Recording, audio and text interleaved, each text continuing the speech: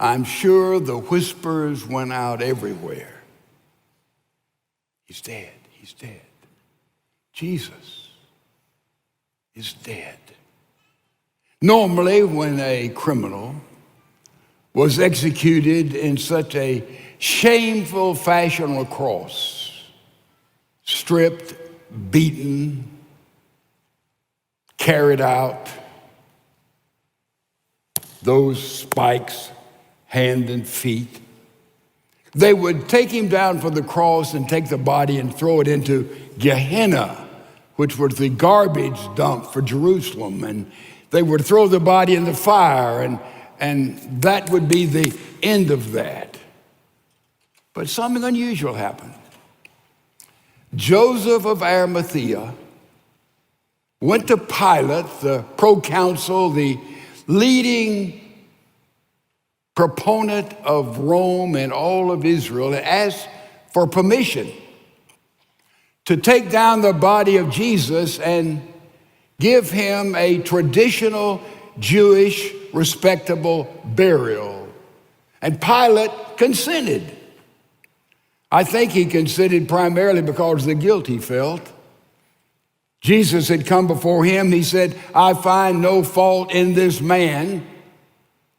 And still he gave him over to the passionate crowd who said, crucify, crucify, crucify. So Pilate, sort of trying to quench some of that guilt, gave permission for Joseph of Arimathea, who was a member of the Sanhedrin, and Nicodemus, who was a member of the Sanhedrin.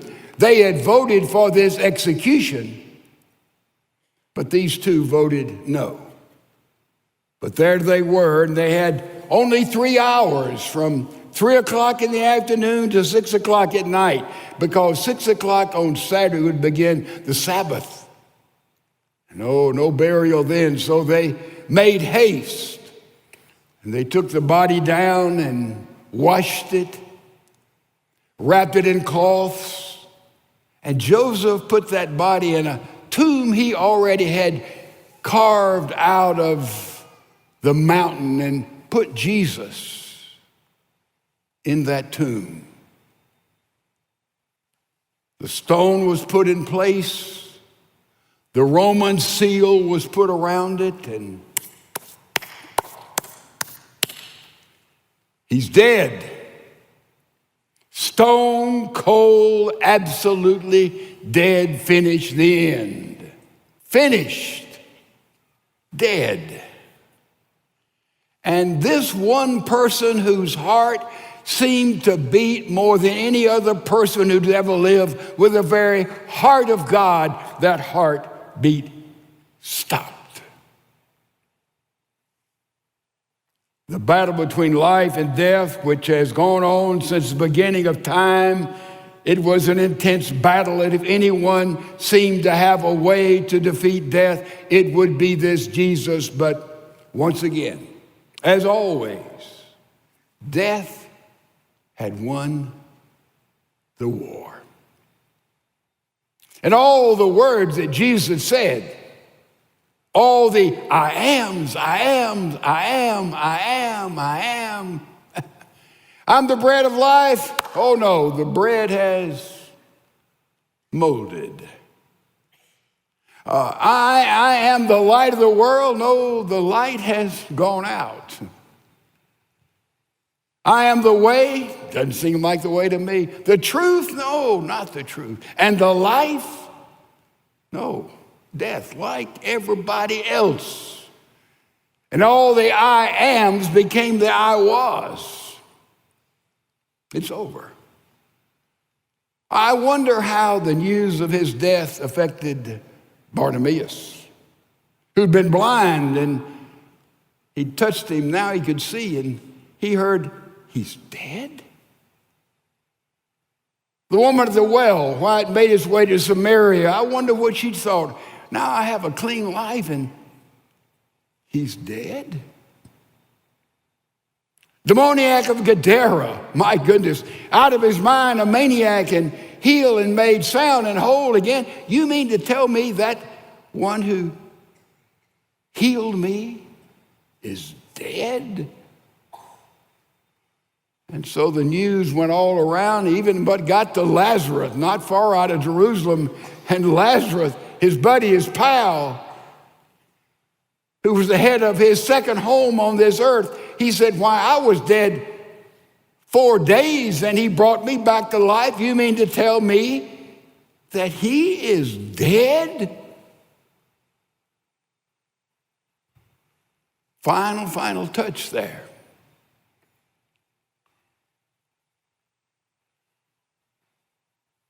Faith, hope, charity. Faith, disbelief. Hope, despondency. Love, charity. No, hatred had won. It's over. The decision had been made. But you can imagine the darkness of that Friday night, the silent Saturday that was there. And then you move into Sunday and despair, except early in the morning, there was a stirring and the rock was rolled away. And suddenly, the living Lord and Savior Jesus Christ is alive. Christ is risen. Christ is risen. But that profession of faith, that Easter word is our thesis this Easter morn. It is our word of truth. It's our word of proclamation. It is our word of witness. But a lot of people are stuck right there as far as Christianity is concerned, because they say, I can buy into, his wonderful birth, Bethlehem, his magnificent teachings, his miracles, and so on.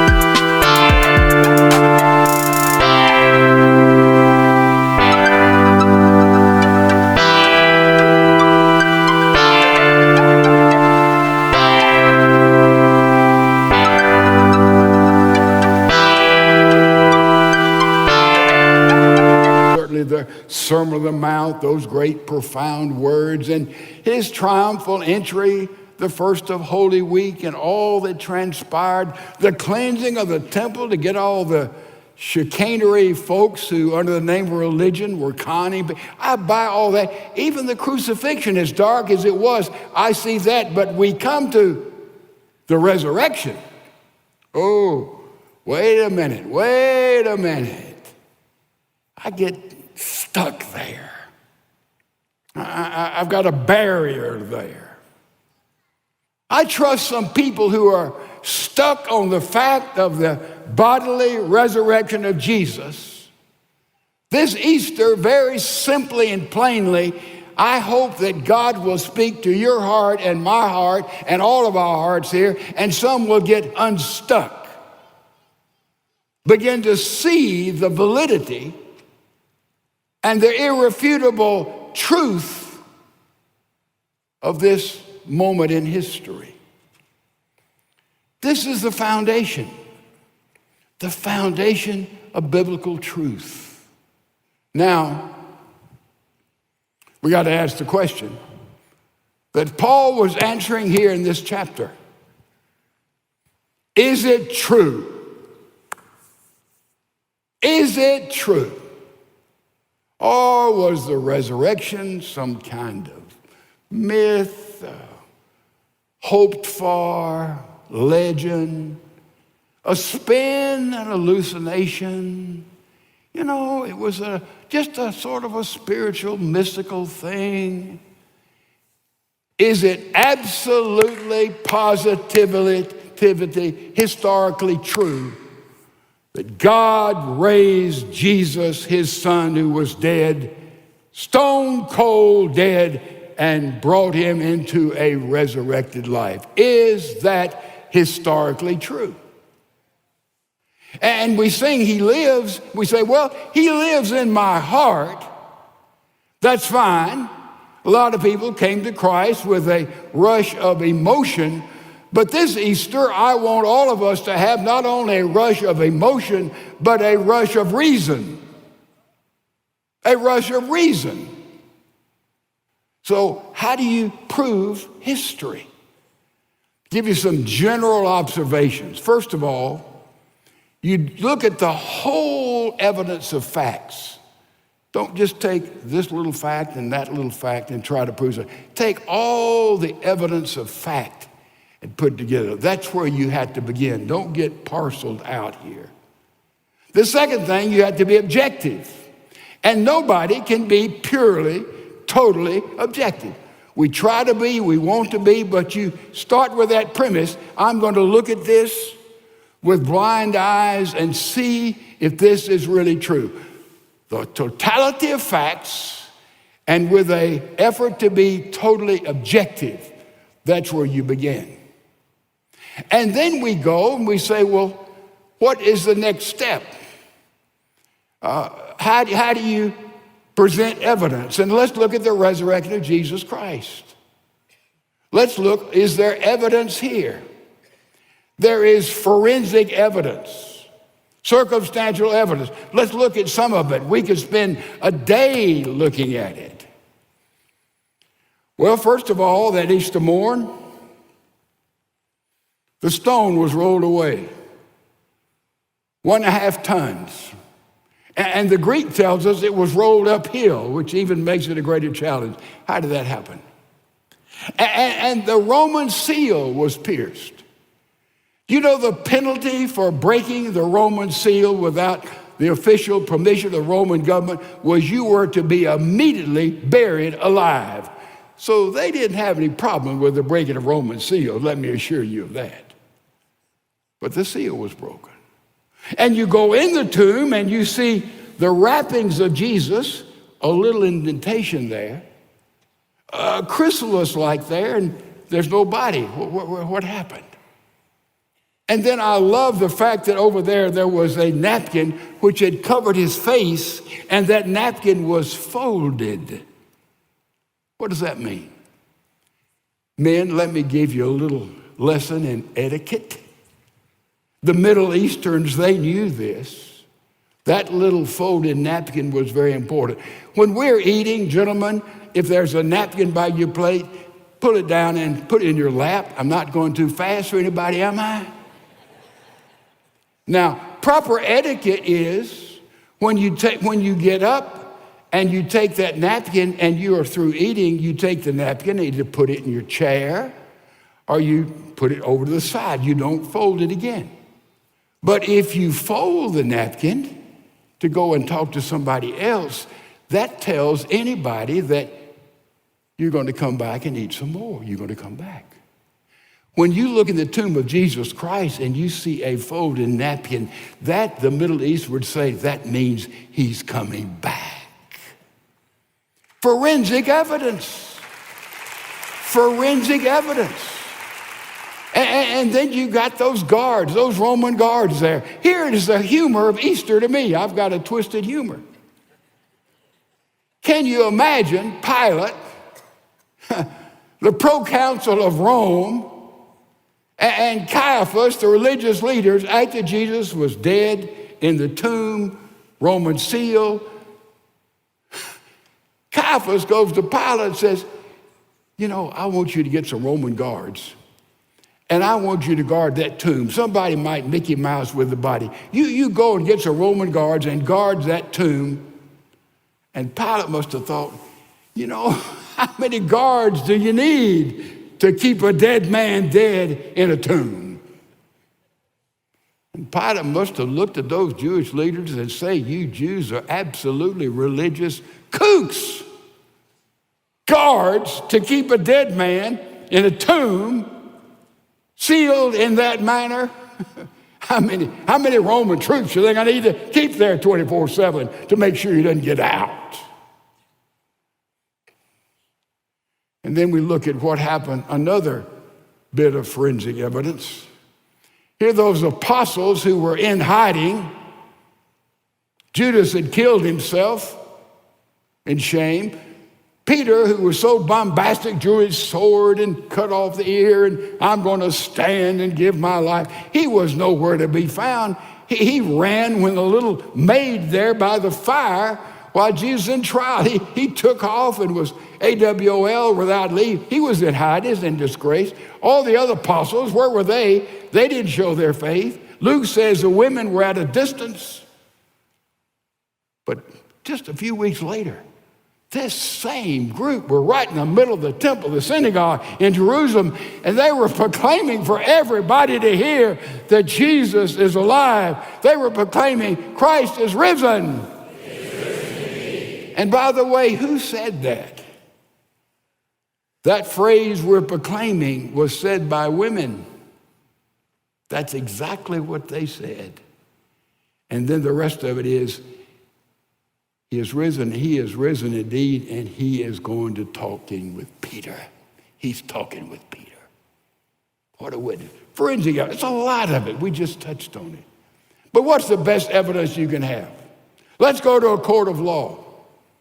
Let's see how we do. The best evidence you can have to prove a historical fact is eyewitness evidence. Let's see if we have any of that. Oh, this is beautiful. You go for a court of law, you're trying to prove that Christ is risen, and you go before the court, you give all the forensic evidence and said, I want to give you some eyewitness evidence, and so you would bring these witnesses up, and let's listen to them. First witness, eyewitness, post-resurrection, saw Jesus. Mary Magdalene, John 20, 10 through 18. The other women, Matthew 28, 8 through 10. To Cephas, the other disciple, the road to Emmaus, Luke 24, 13 through 32. They heard Jesus dead, they thought he was all over. He appeared to them.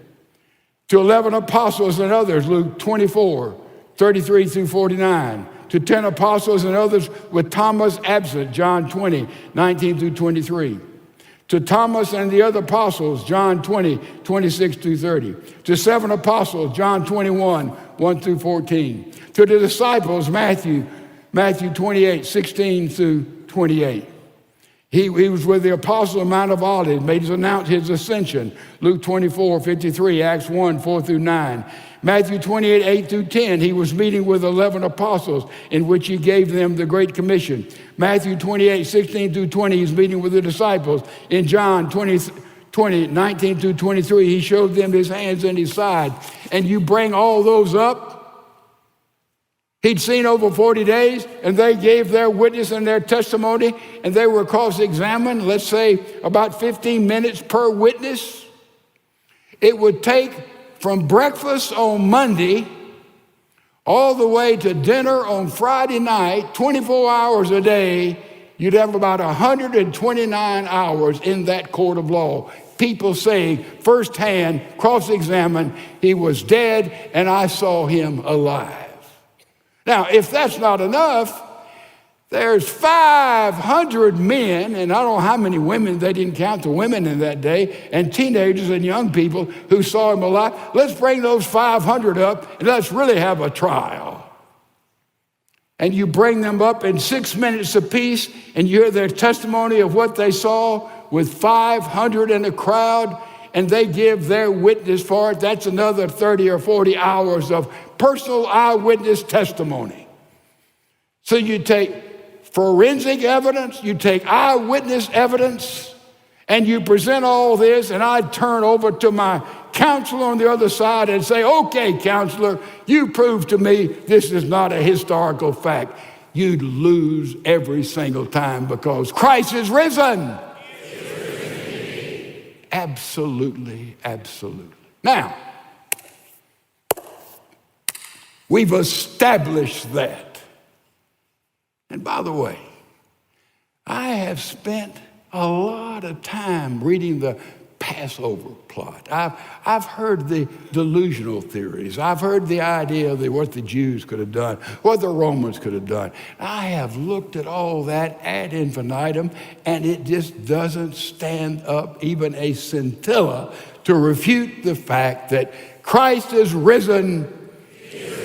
Okay, we agree. Why is that important? First of all, it's important because Paul says it right here in Corinthians. It's the axis upon which all of Christianity revolves. He said, if Jesus was not resurrected from the dead, everything about Christianity is invalid. You can take the life of Jesus Christ and you can put it down and you can put on top of it fiction. Stamp it fiction, says Paul. Therefore, it is the heart of what we have. If Jesus Christ did not defeat death, Christianity is invalid, says the Bible.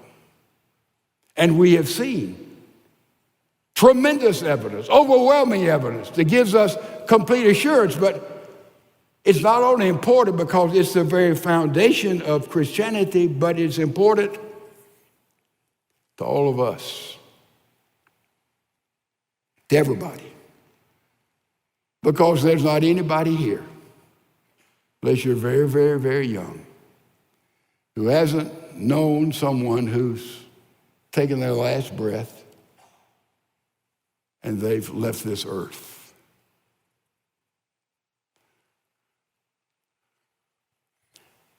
My dad left this earth. My mother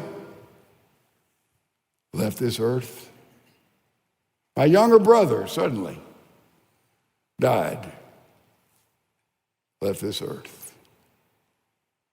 Jo Beth, high school sweetheart, married 58 years, had 3 sons, 11 grandchildren, left this earth. My granddaughter, Lee Beth, only 34, suddenly, without warning, left this earth. But the thing that hurts most in my life, all of those, especially I think of Jo Beth. I mean, goodness. And if the Lord personally visited me and I would ask him what a lot of us would ask, we'd say, why?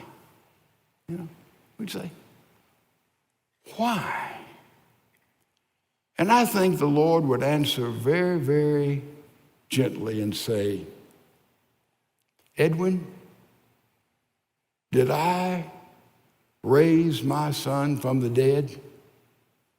I'd say, Lord, yeah, I know that. That's absolute historical fact. I've looked at it. I'm confident. I don't have a scintilla of doubt. Yes.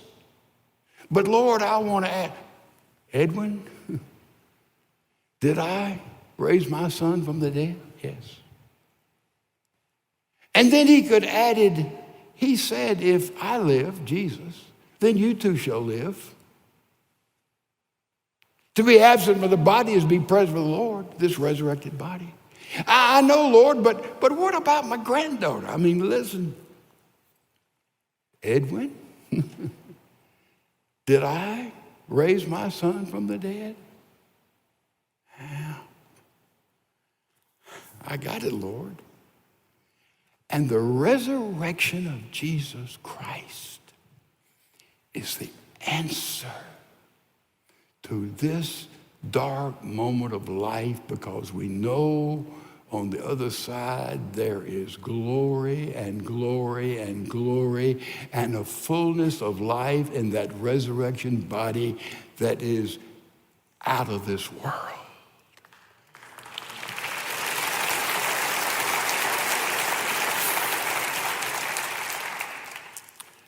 A lot of people who do not believe In spite of overwhelming evidence. You know, one of the problems with believing and knowing and standing on the truth of the resurrection is that when you know for sure this happened, it means that everything else Jesus said and did is truth. It means the church is a repository